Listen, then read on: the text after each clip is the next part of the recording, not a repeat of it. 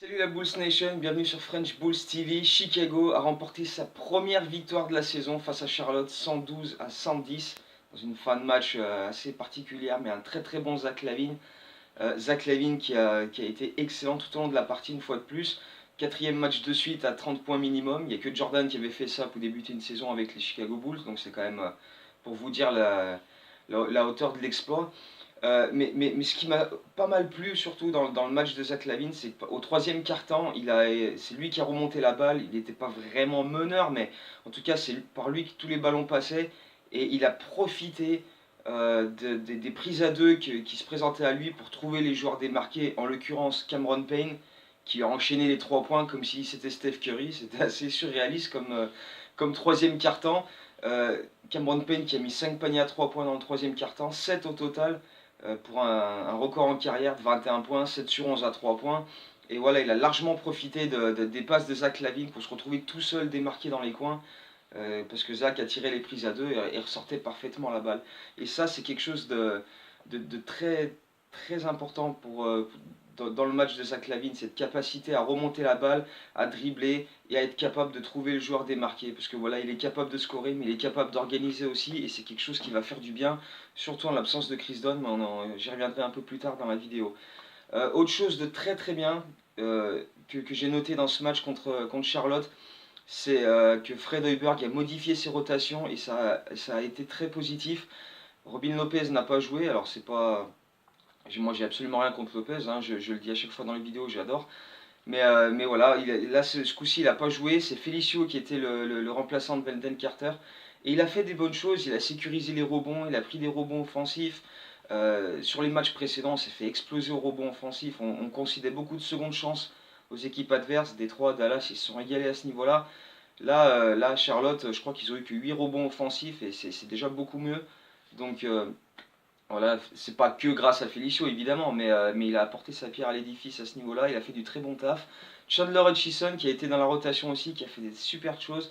On voit qu'il a un super potentiel athlétique, il a attaqué le cercle avec beaucoup d'énergie, un très bon premier pas, il est capable de finir. Bon, son shoot n'est pas encore bien réglé, mais ça va venir. Et sa défense aussi a été très très bonne. Et c'est ça qui est plaisant avec la seconde unit, c'est qu'ils ont apporté une bonne assise défensive.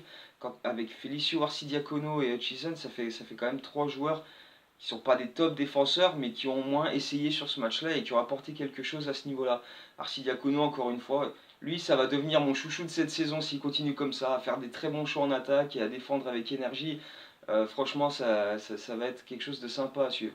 Et même Cameron Payne, on l'a vu se jeter au sol, récupérer des ballons, tu sentais qu'il y avait de l'énergie, de l'intensité et tout. Donc globalement, c'était très bon. Et même Jabari Parker, pour une fois, son match a été intéressant. C'est-à-dire qu'il n'a pas trop croqué à prendre des shoots à mi-distance contestés n'importe comment. Il a mis ses points et il a donné des très bonnes passes. Il y a une passe pour Zach LaVine notamment en contre-attaque qui est magnifique. Et voilà, si Parker fait des matchs comme ça plus souvent, ce sera déjà autre chose, ce sera déjà plus intéressant. Donc globalement, une prestation contre Charlotte qui est quand même très très positive.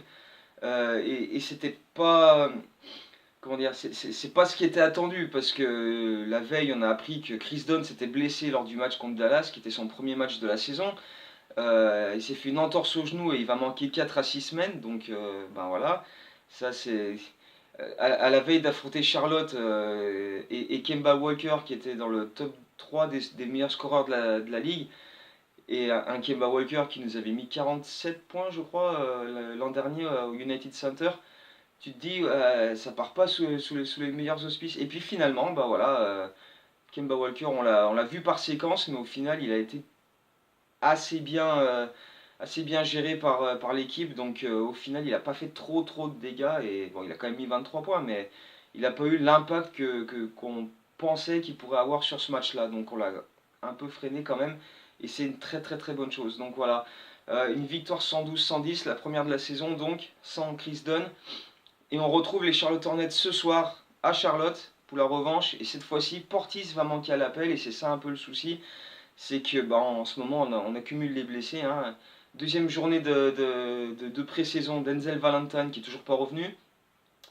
Laurie Markkanen qui va manquer, bah, pareil, tout le mois de novembre quasiment. Chris Dunn mardi. Et là, hier, Bobby Portis, pareil, entorse du genou, 4 à 6 semaines. Ça commence à faire beaucoup. Ça commence à faire vraiment, vraiment beaucoup. Donc là, les Bulls devraient demander à la Ligue le droit d'utiliser un joker médical et signer un nouveau joueur sans avoir à couper quelqu'un du roster. Donc on va voir ce que ça va donner dans les prochains jours, voire les prochaines heures, on ne sait pas.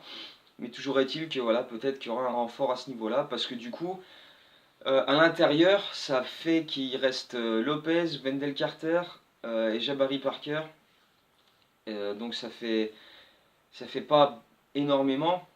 Donc il faudra surveiller les rotations, parce que si Parker devient le titulaire poste 4, il n'y a pas vraiment de poste 4 pur derrière lui, sachant que du coup hein, on a dégagé Omer Hachik, donc voilà, on va voir ce que ça va donner.